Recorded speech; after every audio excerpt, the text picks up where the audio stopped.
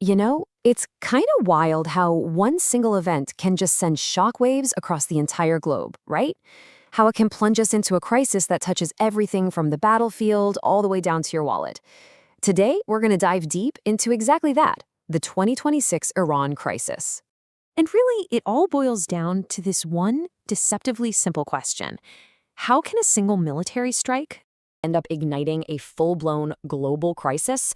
Well, in this explainer, we're going to unpack exactly how that happened, starting from the very moment the fuse was lit. So, the spark, the thing that kicked this whole thing off, was the confirmed death of the most powerful man in Iran, Supreme Leader Ayatollah Ali Khamenei. He was killed in a joint U.S.-Israeli airstrike, an event that instantly put the entire Middle East on a knife's edge. And Iran's response, well, it was swift, it was massive, and it was coordinated. It was designed to send a crystal clear message. We have the will and the firepower to strike back, and to strike back hard. I mean, literally within hours, Iran hit back. They launched what reports called a massive barrage of missiles. And their targets? U.S. and Israeli military bases all across the region. Believe me, this was no symbolic gesture. This was a real, full-blown military counterattack. Now, to really understand how this thing could spiral so fast, you have to look at the map. This isn't a war happening in a vacuum. It's a conflict completely defined by geography, where every single mile of land and sea is like a piece on a very, very dangerous chessboard.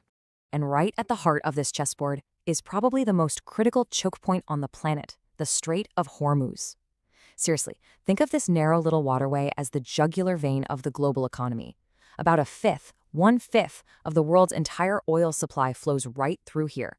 Any disruption, and I mean any, immediately threatens energy supplies for everyone. And if you look around Iran on that map, you see it's surrounded by a massive network of American military power. You've got the huge Al Udeid Air Base in Qatar, which is basically the main command center. Then there's the Navy's 5th Fleet headquarters in Bahrain, which is absolutely crucial for controlling the seas. And that's not all. The U.S. has major assets in Kuwait, the UAE, Saudi Arabia, Jordan, and Turkey.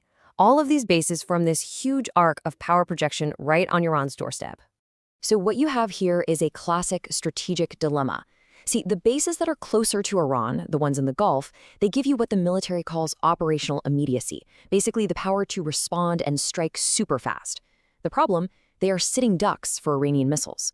But the bases further away, like the one on Diego Garcia, way out in the Indian Ocean, they offer strategic resilience. They're much safer. But it takes them a lot longer to get into the fight. It's this constant, nerve-wracking trade-off between speed and safety. But look, the ripples from this conflict spread way beyond any military chessboard. They slam right into the global economy. Because, let's face it, a war in the heart of the world's energy supply never ever stays local. And this is where the threat gets real for everybody, no matter where you live. Analysts are projecting that if this thing escalates to attacks on Iran's own oil infrastructure, prices could soar past $100 a barrel.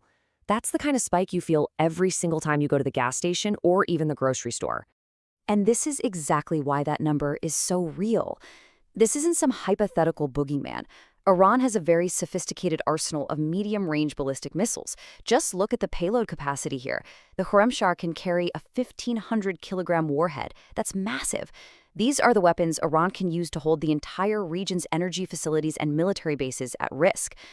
In fact, experts have basically mapped out the potential economic damage in stages. Just messing with Iranian oil shipments could add $10 to $12 to a barrel of oil. If the Strait of Hormuz itself is targeted, prices could jump over $90. Attacking Iran's infrastructure, we're over $100. And the absolute worst-case scenario, if Iran attacks the oil facilities of its neighbors in the Gulf, we could see a historic spike, maybe even over $130 a barrel. But okay, to really get a handle on what Iran might do next, we have to look inward. Because while the regime is trying to project all this strength abroad, internally it's a nation that is deeply fractured. The Supreme Leader's death didn't unify the country. It just ripped open the divisions that have been simmering for years. This quote from Dr. Eli El-Hindi, an expert on the region, just hits the nail on the head. She points out that while some Iranians were mourning, others were literally celebrating Khamenei's death in the streets. This split isn't new, but it is way more obvious now than ever before. And you can see that division right here in the numbers. Years of economic problems, sanctions, and just brutal crackdowns on anyone who disagrees with them have caused support for the regime to absolutely plummet. We're talking a drop from a high of maybe 60 or 70% down to less than 40. That is a huge loss of legitimacy, and it helps explain why getting attacked from the outside might not make everyone rally around the flag like the government would hope. And the regime's response to its own people turning away? It's been absolutely horrific. Accounts from inside the country describe a horrifying crackdown. Protesters, even children, being shot in the streets. There are these awful reports of bodies being moved around in refrigerated ice cream trucks, and of families being forced to pay money just to get the bodies of their own kids back. So you've got the military conflict, and you've got the internal turmoil. But alongside all of that, there's another war being fought. And this one is on a totally unseen front, the battle for information itself. The first rule of this new battlefield is incredibly simple. Seeing is not always believing. All those videos flooding your social media feeds, supposedly showing the latest airstrike, you have to be extremely skeptical. I mean, fact-checkers are working overtime on this stuff. There was viral footage claiming to be an Iranian missile strike.